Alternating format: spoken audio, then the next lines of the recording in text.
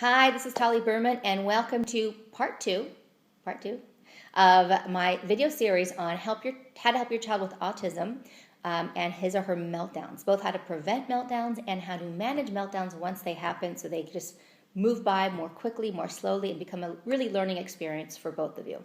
So if you haven't yet watched part one of this video series, go right on over here, click on the link, and you'll first be taken to part one. It's important you hear that one first because that really sets the foundation for what we're talking about in today's video and in the next video.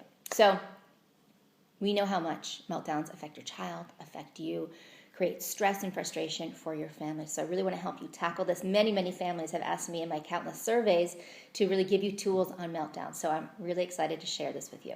So today what I want to talk about is how to help your child in terms of meltdowns from a sensory perspective. A good amount of meltdowns, not all, but a good amount of meltdowns come from your child's disorganized sensory system, which can feel overwhelming, stressful, create anxiety, and just a very intense experience that your child simply cannot take, and so he or she melts down. And so I want to help you really think of it from this perspective because this is often one that's missed and is really the key to helping your child. So what I want to do is really address sensory input from both a preventative and management perspective. So number one, let me actually start with the preventative.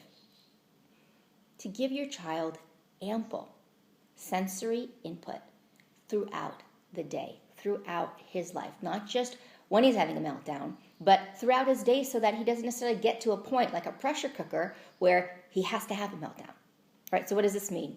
This you want to experiment with your child. Lots of kids love deep pressure, for example. It's very organizing and it's very calming. So this might be some deep massages. A lot of kids love this move. You put one hand on the forehead and one hand on the back of the head and squeeze. Or full body squeezes, or what I call a cushion squish, where you put your kid between, obviously only with his or her permission, between two cushions on a couch and lie on top of the top cushion like a sandwich and let your kid just experience the deep pressure.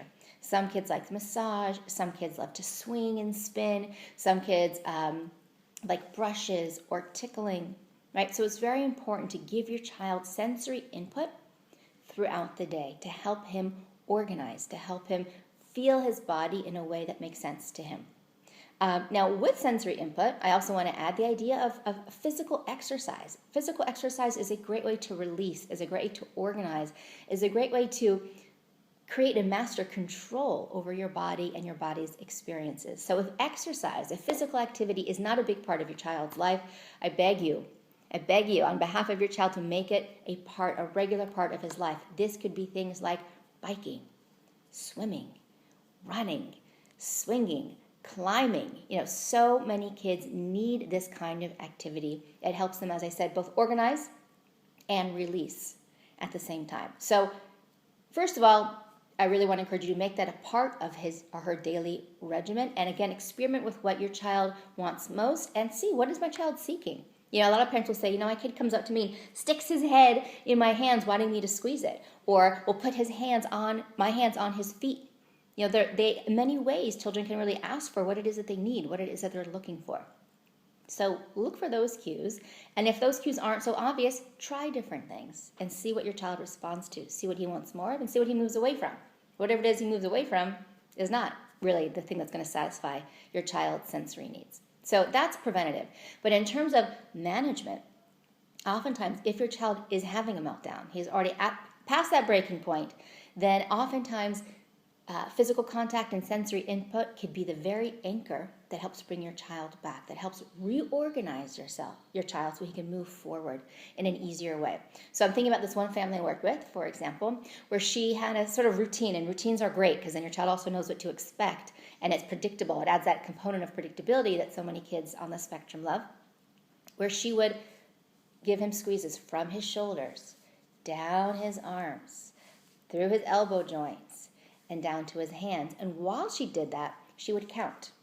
So it was both the audio input, which was soothing and calming, and the physical input, which almost like a charm, helped him to reorganize himself. So you might do a song while you're doing it.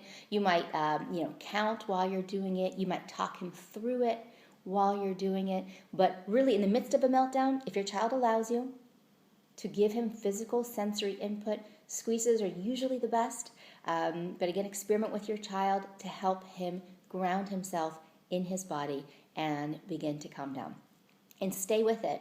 Keep doing it until he's really come out the other end, until he's breathing more calmly, right? And he's able to really handle himself more. So physical input and sensory input are critical, both as a preventative measure and in the midst of a meltdown to help your child move through it more easily. Yes, that's exactly what I wanted to say here.